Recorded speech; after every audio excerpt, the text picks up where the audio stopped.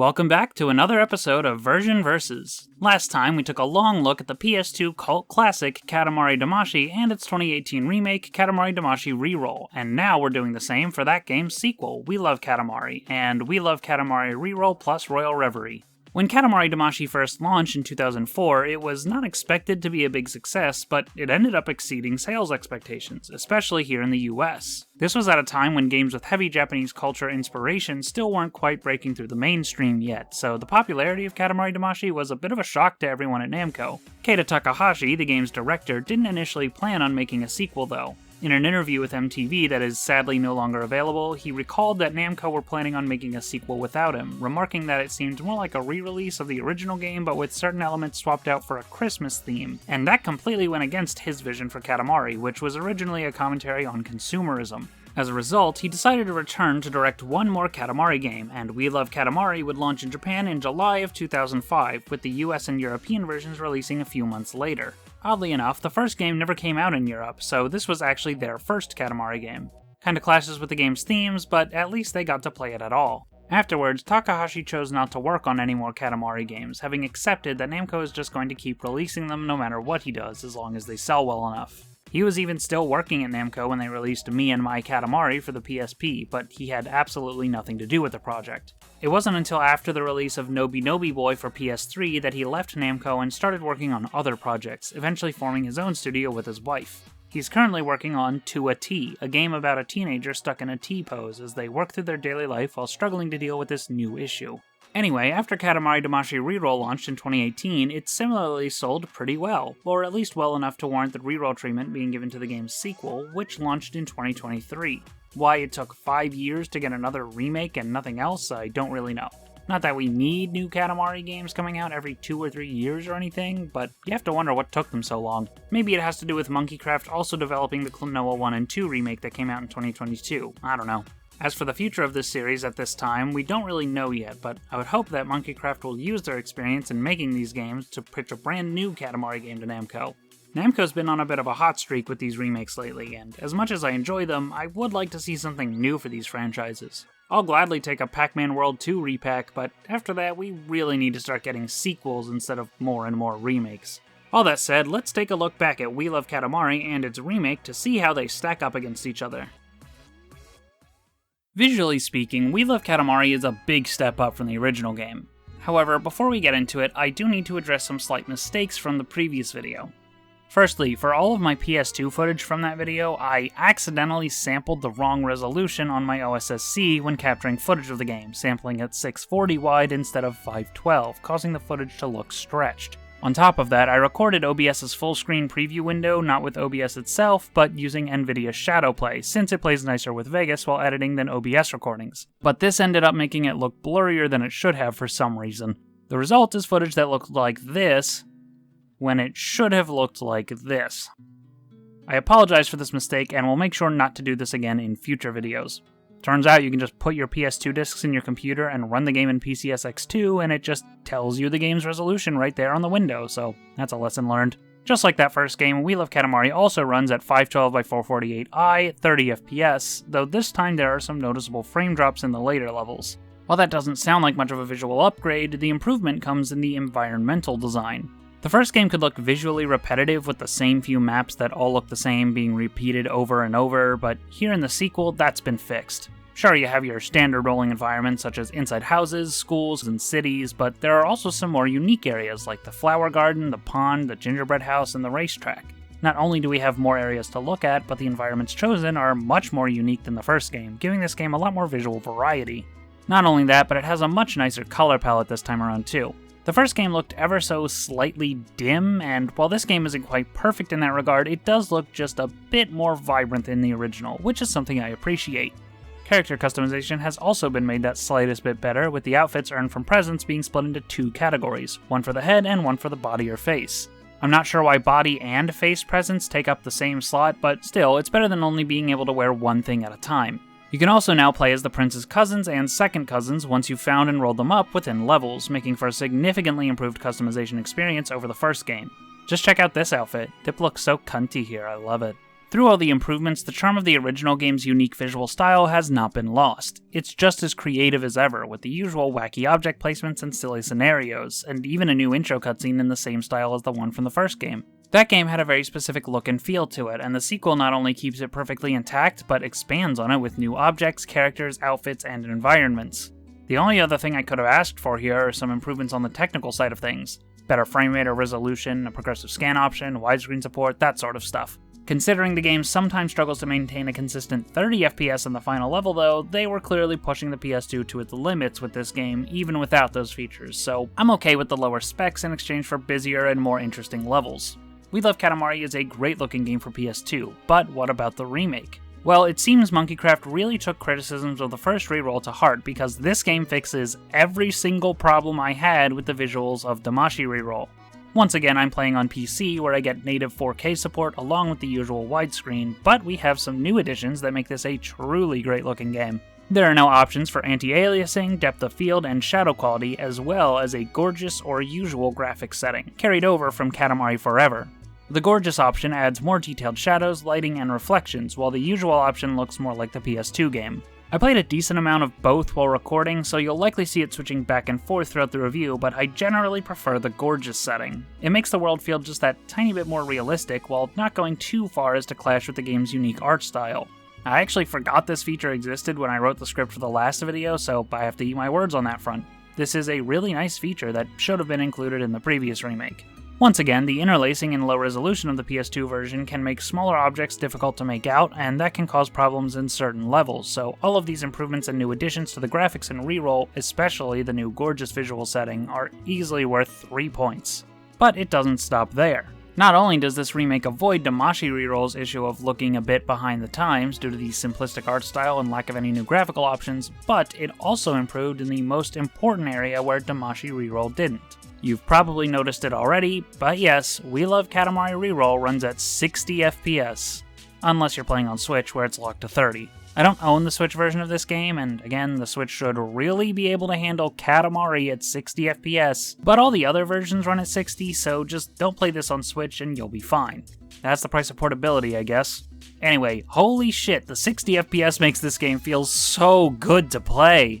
Going from PS2 to Reroll for the first game, I could tell there was a difference in the game feel, but here in the second game, it is night and fucking day. That's not to say the PS2 version feels bad, not at all, but the remake feels so incredibly smooth and comfy in a way that no other Katamari game ever has, and it's all thanks to that frame rate increase. I know some people aren't that crazy for frame rate or don't even notice it at all, but even if you can't tell the difference by looking at it, you'll be able to tell just by how it feels. This just goes to show that the frame rate increase was absolutely worth the effort and should have been a part of Damashi Reroll from the start. But at least we got it here in this game, and for that I am extremely grateful. 2 points to Reroll for the frame rate bump. There is one little issue with the visuals of the remake though, and that has to do with the cousins. In Damashi Reroll, I complained that the cousins within levels had lost their posing and expressions from the PS2 version, but didn't really care that much because they only show up in levels after you beat the game, and as far as I can tell, they don't even count towards item completion. Here in the second game though, they're a much more integral part of the experience.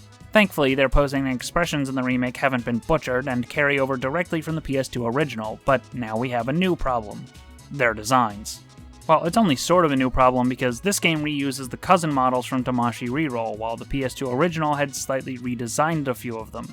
The result is stuff like Johnson and Odeko being slightly less exaggerated in the remake, or Ace losing his spiky butt. The absolute worst of these is Jungle, who had a really cool transparency effect going on in the PS2 version. In Reroll though, he now has this chowder clothing-like texture going on that more closely resembles his key art, which is cool in its own way, but it's completely different from his in-game PS2 appearance, and I really don't understand why. This can't be that complicated of a visual effect to reproduce on hardware several times more advanced. Again, I don't think this is that big of a deal, and I do still prefer the prince's more cutesy appearance in Reroll, but there's really no good reason the cousins couldn't have more closely resembled their PS2 counterparts in this game. 1 point for the PS2 version. Finally, the remake also seems to have a lower render distance for objects. It's not really that big of a deal until your Katamari is really big, so it only manages to negatively affect Make a Planet 5 and lots of clouds, but I still have to wonder why this 2023 remake has a worse draw distance than the 2005 PS2 game. I can hardly even bring myself to care about this change, but it is something worse than the remake, so I'll give the PS2 version 1 point for having a better draw distance. The music of Katamari Damacy was one of the most standout elements of the game, and absolutely integral to its lasting identity, and I spent a lot of time talking about what makes it so unique and memorable in the last video. We Love Katamari attempts to expand on that by bringing some popular Japanese artists on board, adding more genre variety, and increasing the number of tracks to play in levels. However, unfortunately, I don't think it quite lives up to the original soundtrack. This is still a great soundtrack though, and I intend to give it an in-depth breakdown just like I did in the last video. So let's start with the game's main theme, Katamari on the Swing.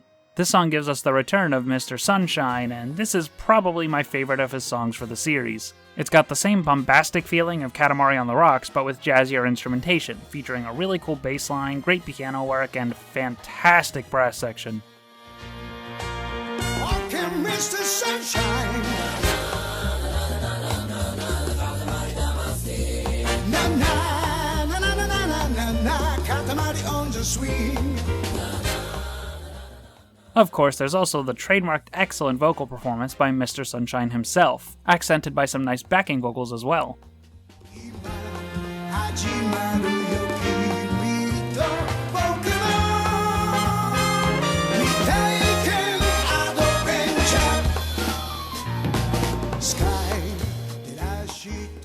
My favorite part of the song is this breakdown going back and forth between drum fills and tap dancing of all things, and the way it all comes together at the end as the brass picks up is amazing.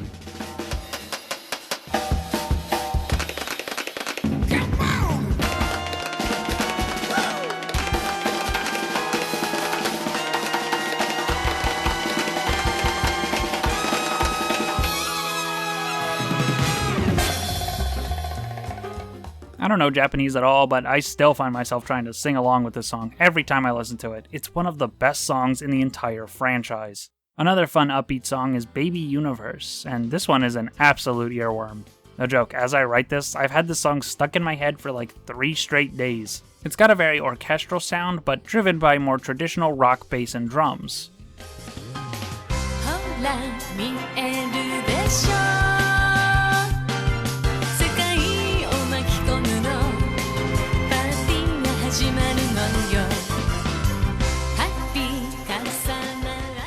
It almost kind of sounds like something out of a Sonic game if it weren't for the Japanese vocals. It's such a hummable song. I especially love the backing vocals here. They're so pretty.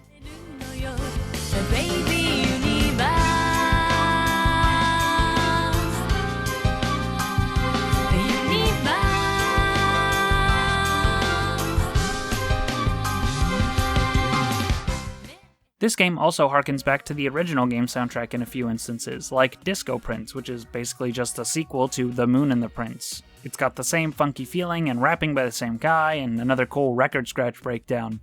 Yo, baby,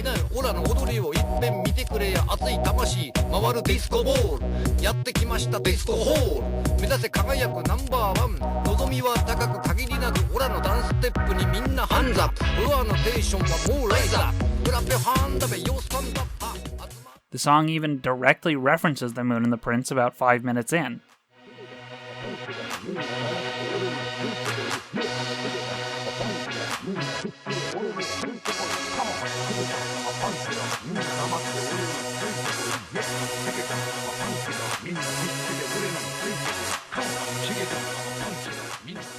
This one's a lot more synthy though, and I definitely prefer the piano from The Moon and the Prince. This is still a great song though. There's also an a cappella remix of Katamari on the Rocks, and it might just be the silliest song in this whole franchise.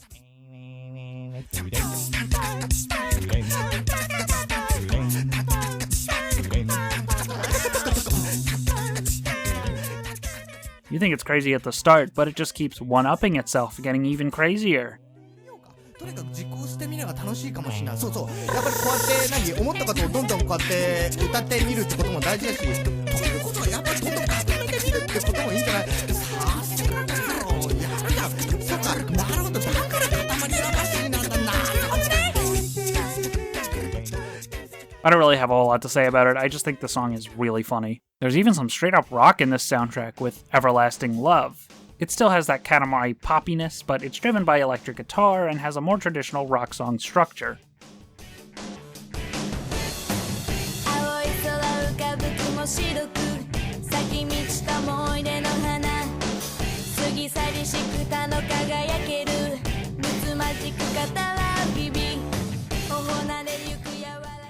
I really love the chorus of this song, it's so fun.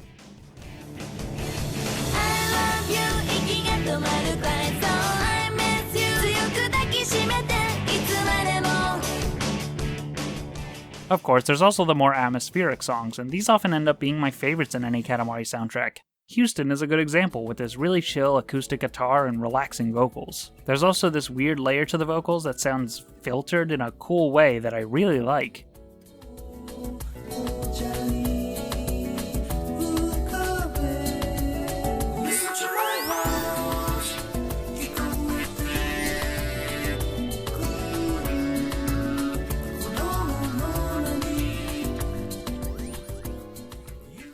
I especially love the occasional use of xylophone here. It reminds me of Que Sera Sera.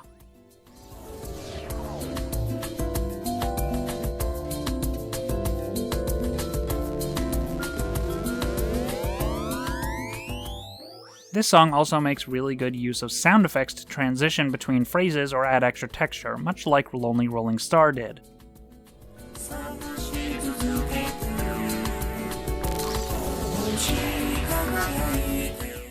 Angel Rain might just be my favorite song in the entire game, though. It has these beautiful airy vocals with some heavenly strings and a really damn good accordion part.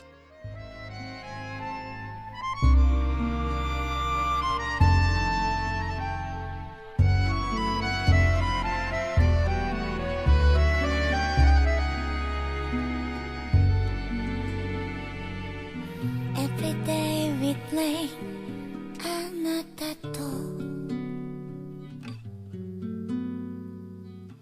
Every day we're playing 二人で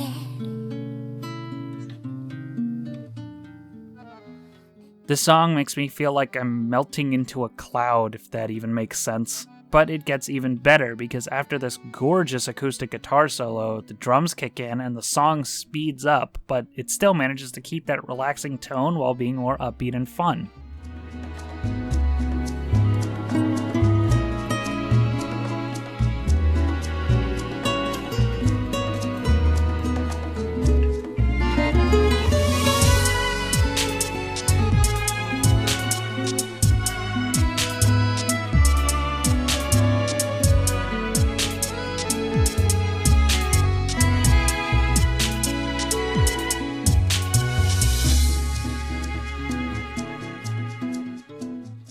The reprise of the verse and chorus with this new upbeat tempo at the end of the song is just so good. I'm not gonna wait, I'll be the smile.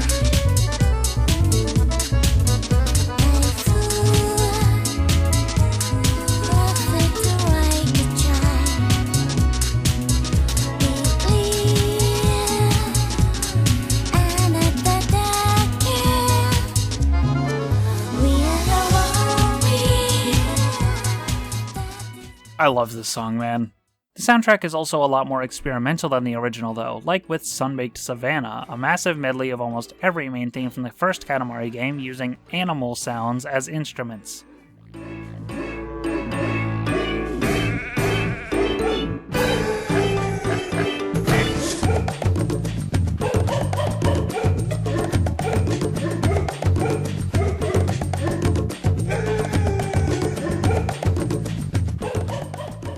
They throw in so many random animal sound effects for texture here. Like, this song should not by any means be actually good or fun to listen to, but I actually really like this song.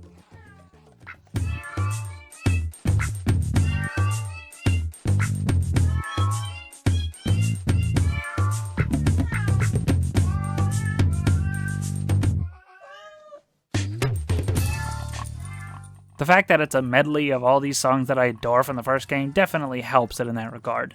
This song just puts a big smile on my face. It reminds me of playing around with those animal instruments in Mario Paint.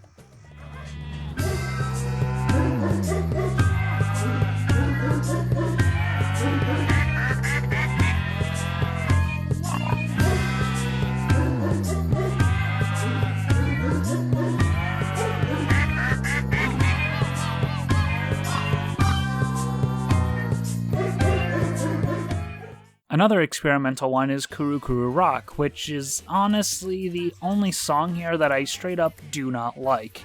I get what they were going for here, because the chaotic nature of the song does really fit the gameplay of Katamari, especially when rolling up like entire towns and stuff, but it doesn't really change much throughout, so actually listening to it while playing the game is just kind of repetitive and annoying.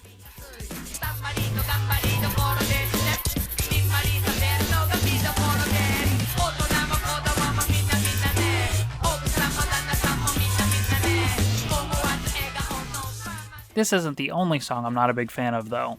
Most of the menu themes, the credits theme, and the Royal Academy of Katamari are all just not that interesting to me. It's hard to put into words why I prefer the first game's soundtrack to this one, but I think I did a good job of explaining in depth what I love about both soundtracks, so for me it's really just that the first game is more consistent.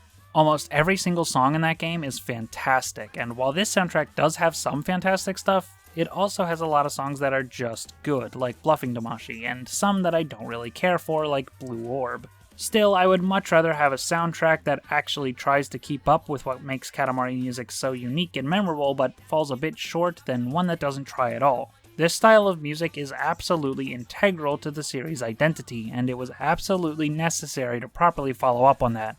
Despite my preference for the original soundtrack, this game's music most certainly does follow up on that game's musical style, and I wouldn't have it any other way. Additionally, this game also shares the smart audio design of the first game, with songs of decent length, and some even being longer than Damashi songs, as well as swapping between vocal and instrumental versions every other loop.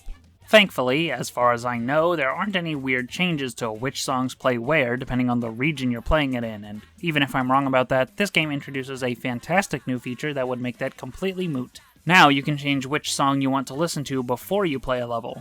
It's a bit cumbersome scrolling through one at a time with the right stick, but I really appreciate this feature, especially for the levels that you play multiple times for different objectives. The game sometimes tries to fix that for you by playing a different song by default when you replay a level compared to the first time you play it, but that's only for some levels.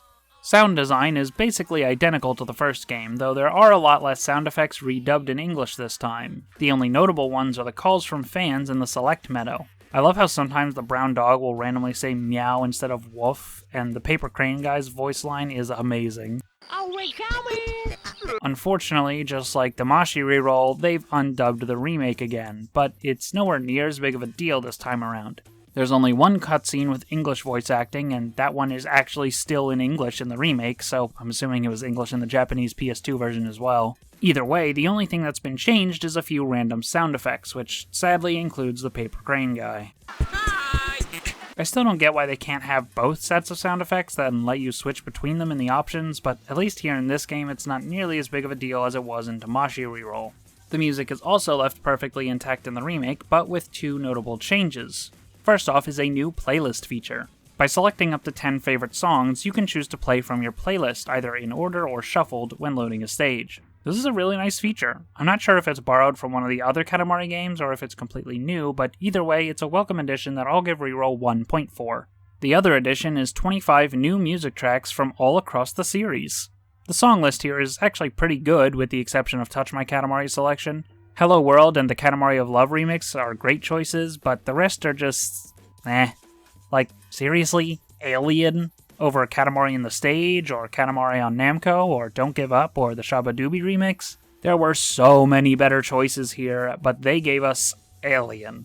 And how come they included the remix of Sayonara Rolling Star, but not the original? Also, some of the songs have been renamed. Like, I get why Jesus Island was renamed to Caesar's Island, but why the hell did they change Guru Guru Gravity to Spinning Gravity? Or Cherry Tree Times to Cherry Blossom Color Season? What a mouthful. That's not even the worst part, though. No, that would be the fact that this is $20 DLC.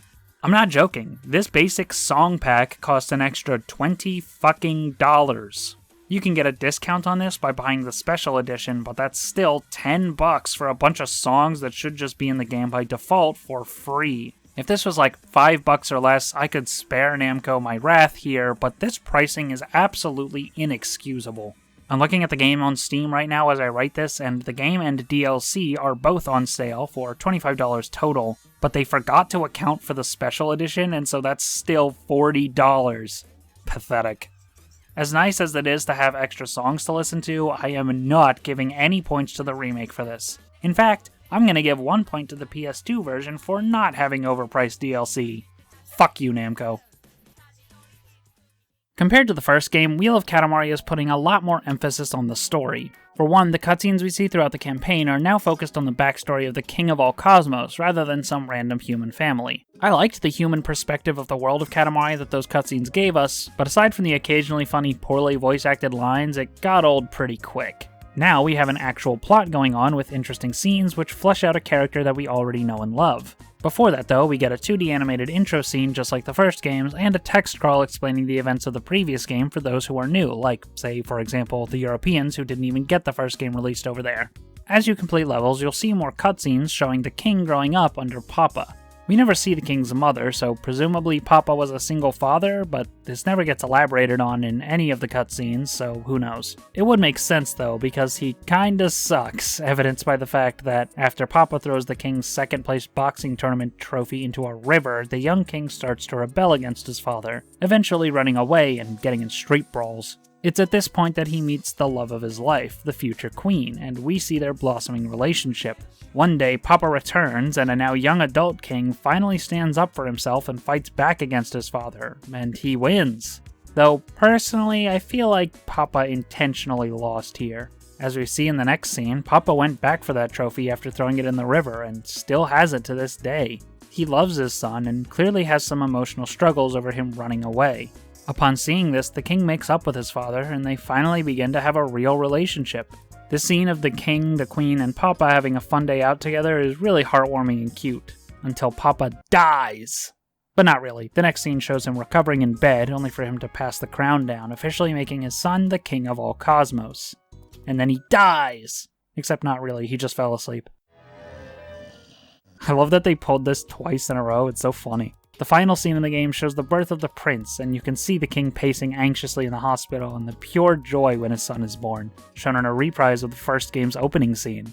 It's really cute and puts a big smile on my face. One thing I haven't mentioned yet is that none of these cutscenes have any dialogue. Despite that, they managed to bring a lot of depth to both the king and his father. We get a sense for why the king treats the prince the way he does, and that, in the end, he does still truly love him, just the same way that Papa did for the king, despite his poor parenting skills. I have to wonder if the cycle would eventually continue, but we've never seen the prince really age at all, so who knows. I do have one question about this plot, though. Where's the king's brother? Or sister, or whatever?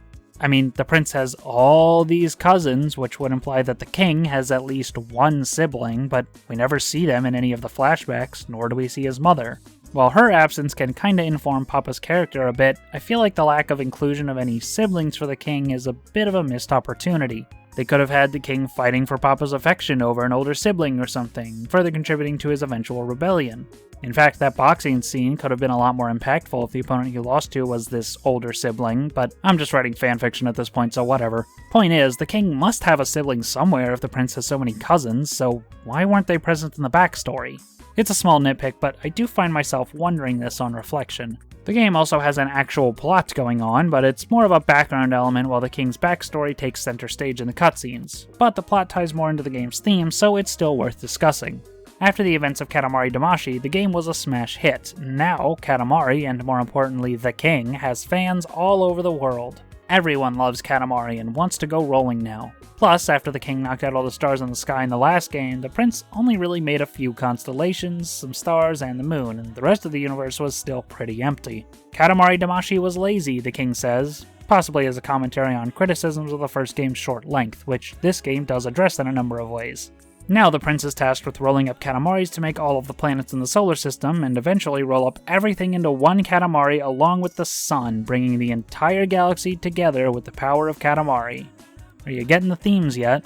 It's a response to the joy and love that fans of Katamari felt as the game brought them together. It has a heavy inspiration from Japanese culture, yet it was enjoyed all over the world. And in the game itself, the Katamari rolls everything together into one. The fact that the first game's release managed to do much the same, but in the real world, through the fun of playing and sharing a wonderful, unique video game, only helps to bolster those themes. Especially here in the second game, where they double down on that. All the Katamaris you roll up in this game are requests from fans. There are boys and girls, teachers and students, race car drivers, babies and grandparents, a dog, a bird, and plenty more, all fans of Katamari Damacy. You can really tell that Keita Takahashi truly felt the love expressed all over the world from people who played and enjoyed his game, and this was his way of thanking them, by acknowledging them and giving them more Katamaris to roll. Side note, but I love how at the start of every level you go to the king, relaying the fan's requests, and he never gives a shit until the fan interjects with some compliment towards the king, and he immediately changes his mind and is completely on board. My favorite part of the game is after you clear every single level, all the fans are thanking you and cheering for how amazing Katamari is, and the king is overwhelmed with love, surprised at just how many fans there are, but honored by their support. It's so heartwarming. This is one of my favorite things a developer can put in their game, a genuine show of love towards the art they've made and the people who played it. As a completion reward, I really couldn't ask for anything more. But more is exactly what it gives you, with one final level being unlocked. 1,000,000 roses. This rose asks you to roll up 1,000,000 roses. And no, you don't just get really big and start rolling them up by the tens of thousands and it's done in a few minutes. You have to roll them up one at a time. Or 10 at a time if you roll up a rose bunch. With the most optimal strategy, this would take roughly 18 to 20 hours of rolling in a circle on this ice rink, but it's totally worth the amazing reward you get for it, but I could never spoil that here. To me, this reads as a commentary on the future of the series. As we know, Namco is already planning another Katamari game without Takahashi's involvement, and that was not lost on him when he joined the project and turned it into the game we have today. Katamari is still a pretty simple formula at the end of the day, and doesn't exactly have the staying power of a Mario or Zelda. If they keep pumping out these games, eventually it's just gonna feel like rolling for rolling's sake, like you're just endlessly rolling in circles. When asked if he was happy the series had ended in an interview with Gamasutra, Takahashi said, "Sure, though I don't know that it's over. I know I won't be working on it right now, but I think Namco will probably continue it. It's still a viable franchise. I had nothing to do with the PSP version, so clearly they can keep making them on their own. So yeah, I won't be having anything to do with it anymore, but Katamari is not finished." Roses was his way of showing people the future of a franchise artificially extended past its prime for the sake of making more money. And I get it. I really do. Katamari does kind of have a shelf life, but I also think there's a bit more the series could explore than just these two games, even if this game is pretty much perfect. With all that said, how does Reroll compare in regards to the story? Well, like I mentioned before, this game only has one cutscene with English dialogue, and that's still in English in the remake this time, so that's good. The cutscenes themselves are once again a faithful translation into HD, but they look much better than Damacy Rerolls did, as I remarked in the previous video that they looked a bit smeary. Not so here. They look great, with a little extra detail in the shading and a sharper image than what was possible on PS2, while retaining their distinct visual style. I do have one complaint though, and it's this big hold to skip button in the bottom right corner. This should only ever show up if I press a button on the controller and then fade out if I'm not pressing anything, but no, it's always there. The Pac-Man World and Klonoa remakes also do this, and I really don't understand why. It was fine in Damacy Reroll where there was no intrusive hold to skip graphic covering up a part of the screen, and it would just skip when you press the start button like a normal video game, so why did they have to go and change it? I don't mind needing to hold the button to skip cutscenes so you don't accidentally skip one and miss out on part of the story. That happened to me once when I was playing Metal Gear Solid 3 for the first time, and it really annoyed me, but does this really need to hog the corner of the screen the entire time during every cutscene? It's not that big of a deal, but it still kinda irks me. We do have some new story content to talk about though, found within the new Royal Reverie campaign. I'll talk about this in more depth later on in the video, but as far as the story goes, we actually get some dialogue from Papa before and during levels. It's really not much though. His dialogue is written almost exactly like the King's, but without the flamboyance. So he's just a royal asshole. We could have gotten some insight as to why we never see the King's mom anywhere during the main game's cutscenes, or even any siblings he might have, but no, Papa just yells at you to get rolling. This feels like a big missed opportunity. I really would have loved a deeper dive into Papa's character and maybe some of his backstory, but what we got is so simple that it might as well not even have any dialogue at all. It feels like they didn't even try with the storytelling here. Oh well. So yeah, the story in Reroll is basically identical to that of the original. Nothing missing, nothing new of value, higher quality cutscenes, basic stuff for a remake, so I don't think either version really needs any points here. Reroll could have gotten some points if they did literally anything interesting story-wise during Royal Reverie, but Papa's characterization there is so bland that I really have nothing to say about it, and there are no new cutscenes or anything to go with it, so whatever. Alrighty, let's get into the gameplay half of the review, starting with, once again, the controls. Last time I talked at length about how the unique control scheme of Katamari Damacy was brilliant and fun to use, but still expressed several ways in which I felt it was flawed.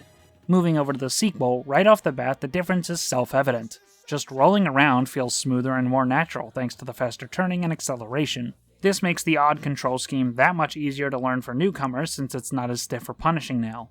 Honestly, the rolling controls were the least of the first game's issues, but I'm happy to see even that be improved here in the sequel. All the other stuff I complained about in the previous video are really where this game shines, because it's all been fixed. For one, you can now quick turn while moving. Last time I said this didn't really matter to me much since I tend to let the sticks go neutral when performing the move, but in understanding just how insanely useful this is in this game, I've realized that that was some muscle memory that I naturally picked up because you can't quick turn while rolling in the first game. The quick turn feels so much more natural here in We Love Katamari, making for much smoother gameplay. I noticed myself relying on the move a lot more in this game than I ever did in the first game, so I've got to eat my words on this not being that big of a deal. It really is a big deal, and something that Damacy Reroll should have fixed, but where have I heard that one before? Bonking is way less annoying now, since walls and objects aren't as keen to pinball you around at the slightest brush up against them this time, and when you do bonk, you're much less likely to lose a bunch of stuff. Additionally, the tendency to get your Katamari stuck has been addressed thanks to better level design, making it very rare this time around. In fact, between both of my playthroughs for this review, I didn't get stuck a single time. One of the things I found really annoying in the first game was the frequency of objects getting knocked away before you can pick them up, and We Love Katamari fixes this as well. Now, if you knock over an object and then pick it up, the game will let you roll up other copies of that object without knocking them over first, which improves the in-level pacing quite a bit. This can help in rolling up large amounts of creatures, people, cars, or any other moving object. Moving the Katamari around at very large sizes has also been greatly improved. I do think that slowing down certain moves is a smart way to convey the massive size of the Katamari, but the first game took it too far to the point that it just felt bad to control. Here in the sequel, they found a perfect balance of slowing it down enough that you still feel like a massive ball rolling across the world, and letting you get around quickly enough to keep rolling up more stuff. It mostly comes down to the dash move, which doesn't level out nearly as quickly as it did in the first game, especially at large sizes. It carries a lot more momentum now, making the game feel much tighter for rolling large Katamaris. The inconsistency of rolling up walls is the only thing that hasn't really been improved at all between games, but again, due to the improved level design, I almost never find myself relying on this move unless I absolutely need to. And when you do, they usually put a ladder down to make it work better. That's something I didn't mention in the previous video. When you roll up a wall, if the game puts a ladder on it, you can climb much higher than it would normally let you climb, and that carries over to this game as well. Basically, every single control issue that the first game had has been ironed out in the sequel, alongside improvements to the general rolling controls themselves. This is the kind of improvement you would expect to see a series undergo across several games, but we get all this in the second game in the series, on the same console as the first one. If there was one fear going into We Love Katamari Reroll, it was that all of these control improvements from the PS2 original would be gone in favor of reusing the controls of Damacy Reroll just for the sake of convenience. But thankfully, that is not the case. In fact, We Love Katamari Reroll is hands down the best controlling Katamari game ever made. All of the PS2 version's improvements have carried over to the remake, but now the feel of the general movement has been made even better. Maybe it's just the 60 FPS making it feel smoother, maybe they actually went in and tweaked the physics and controls, maybe both, I really don't know, but whatever it is, holy shit does this game feel good. Just listen to my reaction while just playing around in the tutorial. Wow, this feels so much fucking better. I don't know if it's just the frame rate, but this feels like so fucking smooth. Oh, is it 60? It's insane. Yeah, this one is 60. Oh, that's great. I would have been happy just for the controls of this remake to be as good as the PS2 versions, but they went above and beyond to make them even better. 2 points for Reroll's improved controls. The only other control change in the remake is the expanded photo mode. You can now take photos using the first person mode, with filters, banners, stickers, and even a selfie mode. It's not a great fit for a game with a timer, but it's a cute addition, I guess. The only problem is that if you want to actually use this feature, you have to be wearing the camera, which means you not only have to unlock the camera by finding the present in Make a Planet 2, but also constantly have it equipped if you want to actually use the photo mode, which you also need for the sticker hunt, but I'll talk more about that later on in the video. For now, the expanded photo mode is nice, but it really should just be something that you can do even without the camera equipped. That way you can still customize your appearance to your liking.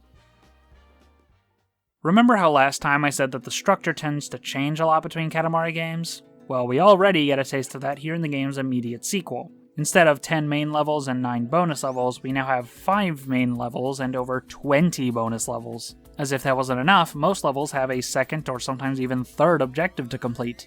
For the 5 main levels, you start off playing the level like normal, trying to get as large as possible within a time limit, then you get a second objective to reach a certain size as fast as possible.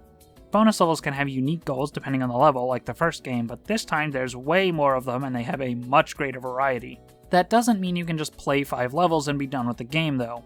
Actually, the bonus levels aren't really even bonus this time. You beat the game by rolling up the sun, a quest given by this little black dog early on, but you're unable to do it because without extra planets and stuff to roll up, the Katamari just isn't big enough. By clearing these extra levels, the planets you create will appear in the cosmos where you can then roll them up in the Roll Up the Sun mission. This basically requires at least one playthrough of every single level, with the second and third objectives being the optional content this time around. I much prefer this structure over Damashi's. This way you can still get that sense of progression from the 5 core levels, but it doesn't suffer as badly from the map reuse since there's only 5 levels instead of 10. Plus, the unique bonus levels being a requirement to beat the game means a much greater variety in gameplay throughout the campaign. We see the return of Damashi's most unique ideas for bonus levels, with none of the repetition thanks to a host of new ones. One small thing the remake adds that I really appreciate is the ability to see info about a level before you've played it. In the PS2 version, you just kinda have to figure it out based on the fans' dialogue. Accidentally playing a Make a Planet level too early will unlock a bunch more bonus levels while you still have other ones to finish from earlier, and that can both feel overwhelming for the player as well as mess with the difficulty curve a little bit depending on the order you play levels in. The remake fixes this by showing the name of the level as well as what collectibles it has in it, even if you haven't played it yet, whereas the PS2 version only shows this stuff after you finish the level. Oh, and while I'm thinking about it, the remake also adds a quick select menu to the select meadow, letting you easily scroll through and start levels in a simple menu instead of wandering around the select meadow looking for the right fan. That's worth giving 1 point to the remake, I think. Anyway, onto the levels. One of the first bonus levels you play is the underwater level, where without any traction to slow you down, dashes will send you flying across the entire stage. You might think that means you want to avoid dashing to get a good score, but it's actually all about using the dash to your advantage. Alongside going really far, it can also push you upwards into the water, which can help with grabbing the fish swimming around this big open environment. And, unlike a lot of other games, being underwater doesn't inherently slow you down or anything like that. Once you learn how to get the most out of your movement in this level, it's really fun. There are actually quite a lot of bonus levels that just have you do some standard rolling but with a slight twist, the underwater stage being one of them. There's also the race, where the goal is to get as large as possible while rolling around this racetrack, but with the gimmick that your Katamari is constantly moving at high speed. You'll constantly be doing laps around the racetrack, just trying to get whatever you can, and bumping into stuff will briefly stop you. This can actually be used to your advantage when trying to turn around in this level, since doing so normally is very difficult due to the high movement speed. The baby's request is for you to get as big as possible while rolling in the zoo, but with a time limit of only 50 items. This one is really cool, forcing you to be very careful with your movements and really consider the size of what you're picking up.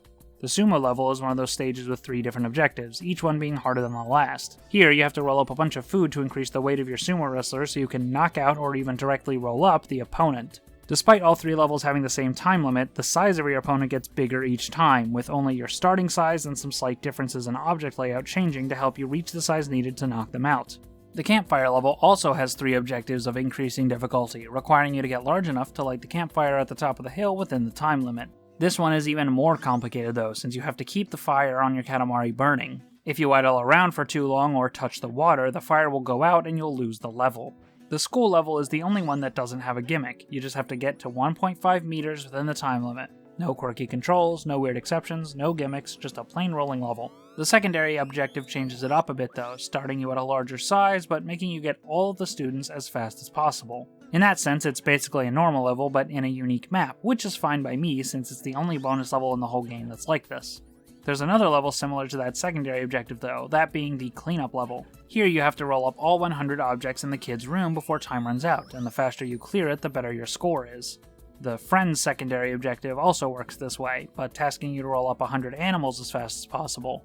The normal objective for this level is one of the tried and true roll up as many of one type of object as possible missions, this time with animals in the zoo. You know, the ones that they spammed in the first game, with all of them feeling basically the same except for maybe Gemini. And there are similarly quite a lot of them here in this game, but they don't come off as nearly as repetitive this time for several reasons. First off, they don't account for the vast majority of bonus levels like they did in the first game. There are 6 or 7 of these levels similar to the first game, but this time they're supplemented by a bunch of other levels that don't play like this, so it's not as repetitive. Additionally, they're paced out way better this time, rather than having almost all of them back to back like the first game did. They also throw in some extra gimmicks sometimes to make things even more interesting. The money level, for example, has you rolling up as much stuff as possible with their sell value added together. Your goal is to make as expensive a Katamari as possible within the time limit, so you end up prioritizing high value items like expensive electronics, jewelry, and coins, rather than just trying to get really big by rolling up a bunch of people or something. People don't have any monetary value in this level, by the way. Life is priceless, as the king says.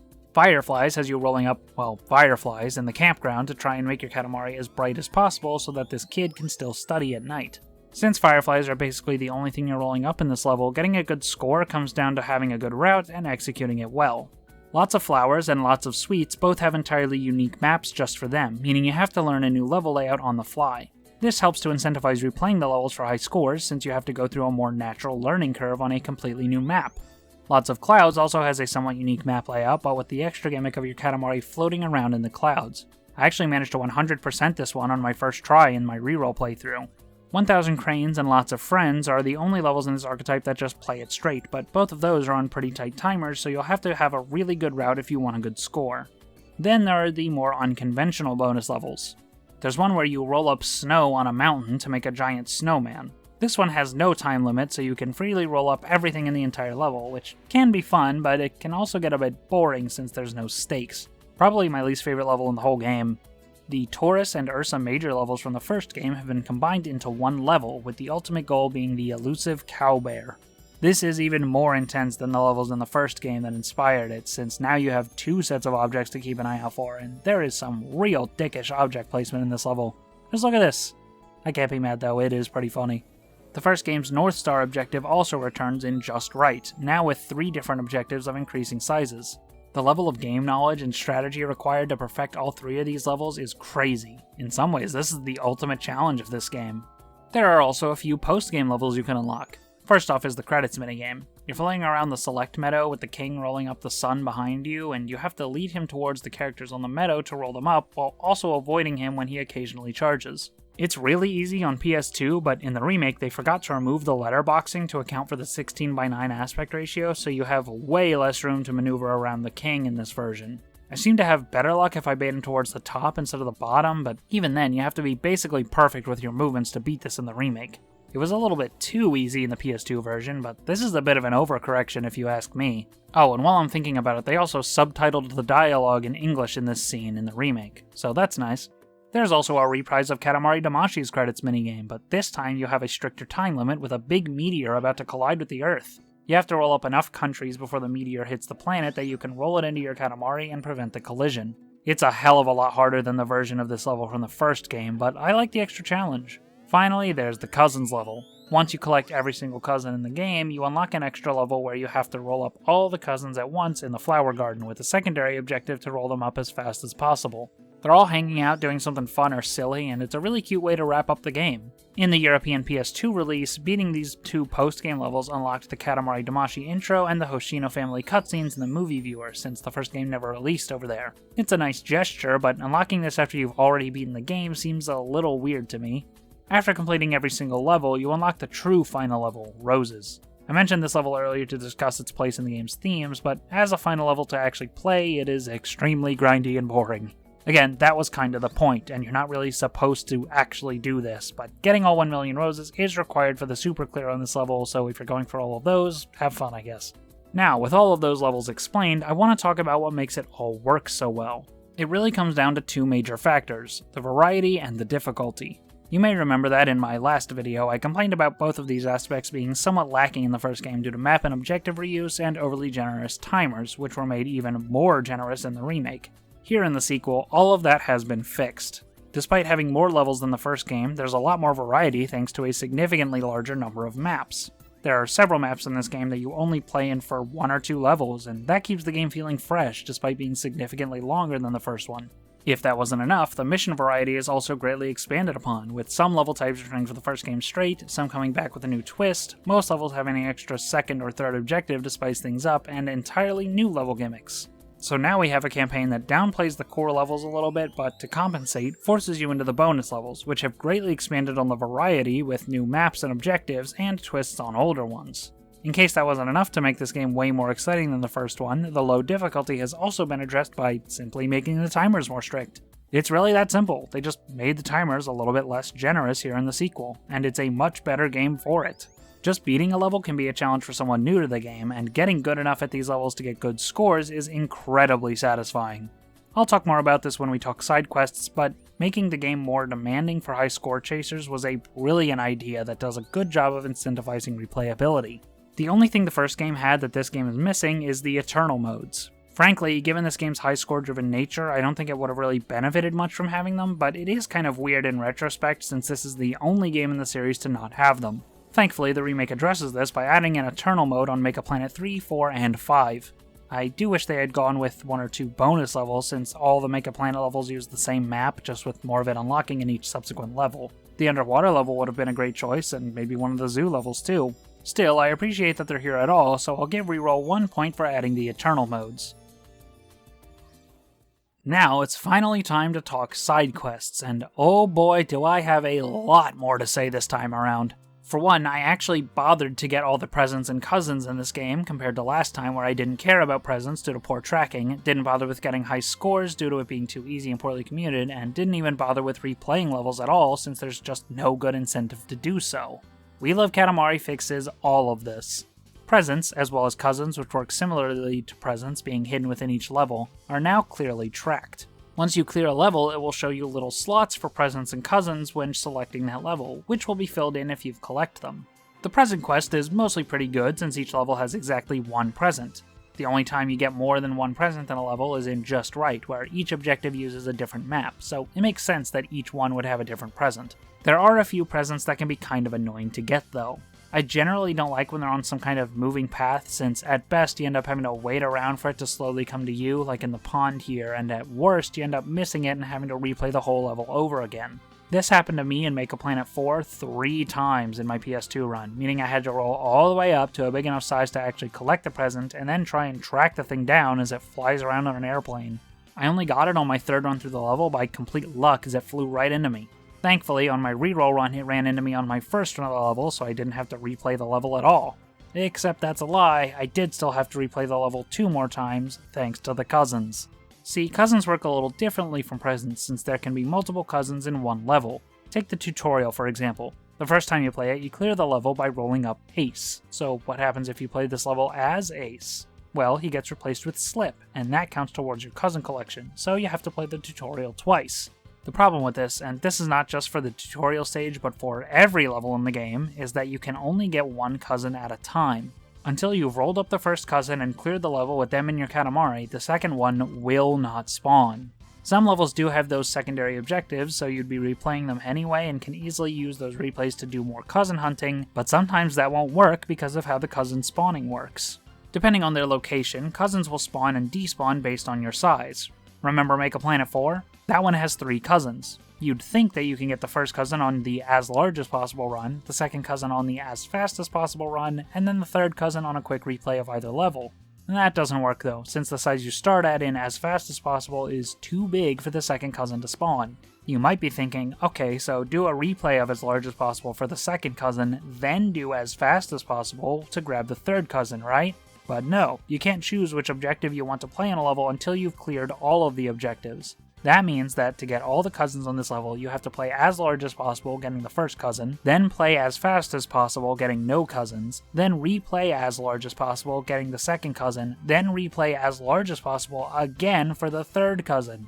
And no, you can't replay as fast as possible to get the third cousin quicker since you spawn too big for them to spawn too.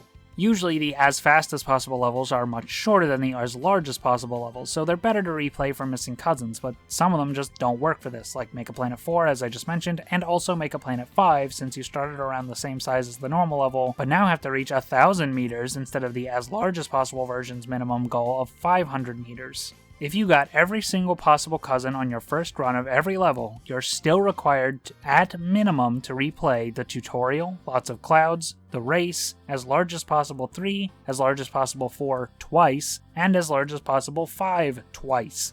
That's 8 instances of backtracking minimum to get all the cousins. I actually had to replay as large as possible 5 a third time because I missed a cousin and got too big, so they despawned. The weird part is that there are levels where they could have moved cousins to cut down on some of the backtracking. Like the campfire level has 3 difficulties but only 1 cousin. Same for the sumo level. As large as possible 1 only has 1 cousin, but you have to play it a second time for as fast as possible, so they could have put another cousin in that level. Same goes for lots of sweets, lots of flowers, and the pond. At that point, just by moving the cousins around, they could have eliminated the backtracking entirely, so why is it here? I get if they wanted to incentivize people to replay the levels, but in my opinion the game already does a great job of that with the higher difficulty and better communicated ranking system, which I'll talk about shortly. Did we really need to force players to replay levels for cousins? Granted, you don't need to do this to beat the game, but let's not forget that if you want to play all of the levels in this game, all of the cousins are required to unlock one of them. Even without moving the cousins around, they could have just let all of them spawn in levels at once, that way you could get every cousin in one run if you know where they are. In my opinion, this is We Love Katamari's biggest flaw, and it's something that I really wish the remake had fixed, but no. What a shame, Reroll was doing so good with the improvements so far, but here it totally drops the ball. I do like the cousin side quest, but I really wish it hadn't introduced unnecessary backtracking. If I wanted to replay these levels, I would do so of my own accord to go for high scores. Don't force me into it to unlock a post-game level, that sucks. That begs the question though, did this game really need replayability? I mean, with all the extra levels and secondary objectives and post-game stuff, my PS2 run took me 9.5 hours, with my more efficient reroll playthrough cutting it down to 8. Still, that's about double the length of the first game, so already the game's short length has been addressed. Still, who can say no to getting more bang for your buck, right?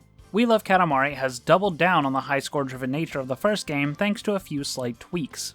First of all, the speed comments are back, but much like the first game, you'll only earn them on the core levels, both their as large as possible and as fast as possible variants, making for 10 total.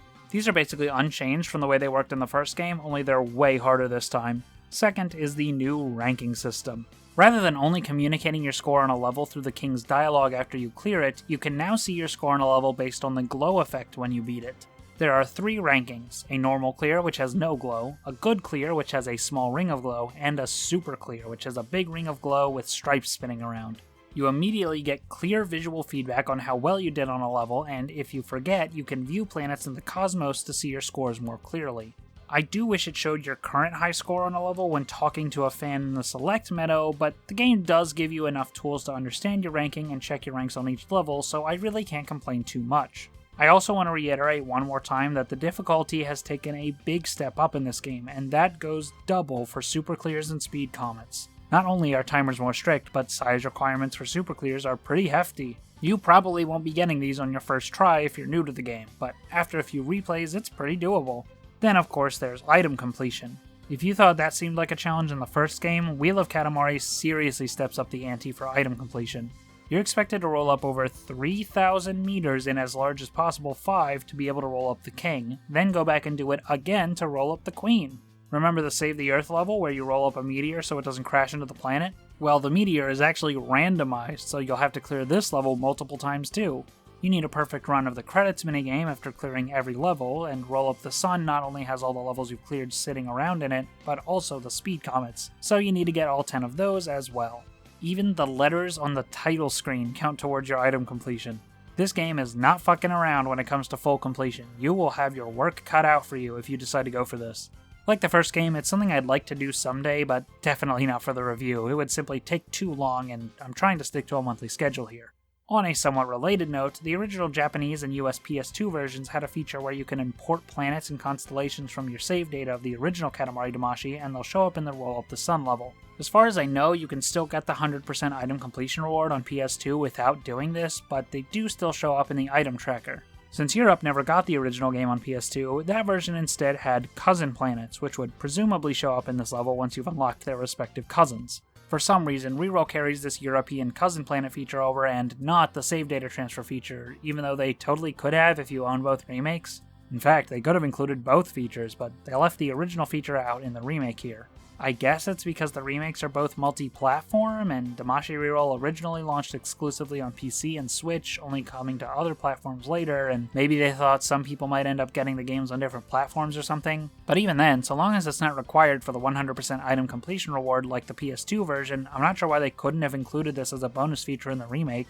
It's a small thing and I don't really care that much, but it's a weird difference worth noting. But we're still not done talking about Sidequests, since Reroll has added 2 new ones. Yeah, remember how Damashi Reroll had absolutely 0 extra content despite being a remake of a 5-hour game?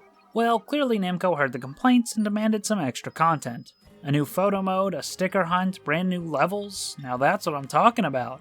Or is it?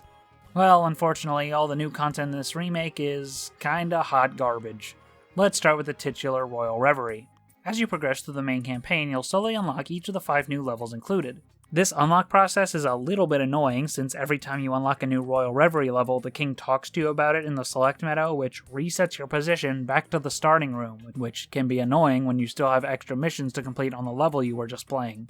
Small nitpick aside, how are the levels themselves? Well, the objectives are pretty basic. They all reuse maps from the base game, none of them have secondary objectives or presents or cousins to collect, and you don't even get a ranking on them. Wow, they pretty much messed up every single aspect of these levels.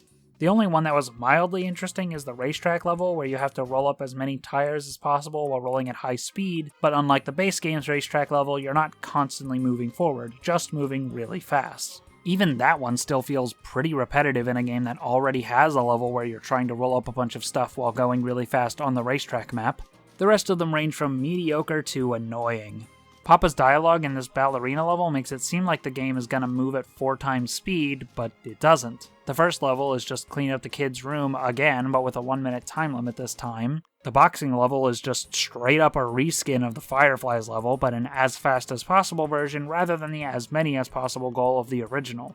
The last level is the most annoying one though, asking you to get all 5 instruments hidden throughout the school without so much as touching any of the ghosts, and of course they're all over the place. It sounds like a fresh take on the Cowbear level archetype, but in practice, since there's no scoring system, the only motivation to get all 5 instruments is self-imposed, and doing that is just a pain in the ass, because these big-ass ghosts are all over the place. They'll be running at Mach speed in the hallway, and they'll even chase you down if you get too close to them. So that's the remake's big selling feature, and it lasts all of half an hour, and not even a very good half hour either. There is still the sticker side quest though, maybe that'll add some fun to the experience. Yeah, no, this sucks balls. They are at least straightforward to collect, since there's exactly 1 in every mission, except for Racetrack, Lots of Clouds, and Save the Earth, which all have none, and the Royal Reverie stages, which each have 2. Collecting them is as simple as finding them, opening up the camera, and snapping a picture, and if you've already gotten everything in the level, you can just leave if you want. They stay permanently collected as soon as you snap the picture. The detection can be a little finicky though. Sometimes I'm looking right at it and it just won't count unless I move somewhere closer and try again. Even then, finding them is just a pain in the ass. At worst, you'll be spending God knows how long searching every little nook and cranny of these levels. In addition, much like presents and cousins, the stickers will spawn and despawn based on your Katamari's size, so if you miss a sticker and get too big to find it, you'll have to restart the level. These stickers are already like a needle in a haystack, but in the later levels it's more like a needle in 5 haystacks, and if you miss it in the haystack that it's in and then go to the next one, you'll have to start over back at the first haystack. Even without the despawning issue, you can still end up too big to get a good angle at the sticker. In Lots of Sweets, the sticker is hidden under the gingerbread house, but by the time you get it all out of the way, your Katamari is too big and you can't angle the camera down at the sticker, which is on the floor. I had to go into selfie mode just to get the sticker in the frame. At best, you look up a guide and you're done in 5 seconds. Truly riveting gameplay. I do appreciate that they at least tried to add some new content to this remake, and it's not all bad or anything, so I'll give Reroll 1 point here, but man, what a disappointment. So that's the review. That means our version versus winner goes to We Love Katamari Reroll plus Royal Reverie. We Love Katamari is an excellent game, ironing out every single issue the first game had, from controls to pacing to structure to variety, and adding some new ideas of its own to make it a truly perfect sequel. The only major criticism I have of this game is the backtracking for the cousin side quest. Unfortunately, the remake did not capitalize on this and fix that issue, but it did still make a number of improvements that I really appreciate. The biggest updates are to the graphics. With native 4K support on PC and 60 FPS on all platforms except for Switch, this game has truly never looked better. On top of that, the controls have been smoothed out just that extra little bit, making this the best feeling game in the series. There's also plenty of small quality of life improvements here, like the quick select menu, seeing info about a level before you've played it instead of just after, and the playlist feature for the music selection. It's not a perfect remake though. As I said, Reroll fails to capitalize on smoothing out the PS2 version's biggest flaw, but they certainly did manage to capitalize on this bullshit overpriced DLC pack. The biggest disappointment with this remake is definitely in the new content though. The new levels in the Royal Reverie campaign are lame as hell, and the sticker side quest is an obnoxious time waster. Still, it is something, which is more than I can say about Damashi Reroll. I've been thinking that it would be pretty cool if Monkeycraft used their experience making these remakes to pitch a brand new Katamari game to Namco, but then I remember Royal Reverie and think, maybe not. Besides, at this point, I think Katamari doesn't really need any more sequels. Just put some ports or emulations of the rest of the series on modern consoles and PC and I'll be happy. Beautiful Katamari is backwards compatible on Xbox Series, so there's that I guess, but the rest of the series is all stuck on their respective consoles. No port of Katamari Forever, no emulation for Me and My Katamari aside from on the Vita, and Touch My Katamari is stuck on that as well. Say what you want about the quality of those games, but they deserve to be preserved and playable for as long as possible. I'm just glad we have these remakes, as flawed as they might be, because it means people will be able to pick up and play these games for a very long time. Katamari is on PC now, like, that's so cool. Whatever the future of the series may be, we're in a good spot right now, and I'll be there to support whatever comes next. Boy, that was a long one. If you'd like to support me for all the hard work I put into these videos, please leave a like and a comment, and subscribe to the channel for more in-depth reviews just like this one. If you have some spare cash and want to help me out, you can donate to my Patreon, link in the description. Special thanks to my current Patreon supporters here on the screen, and thank you for watching. See you next time.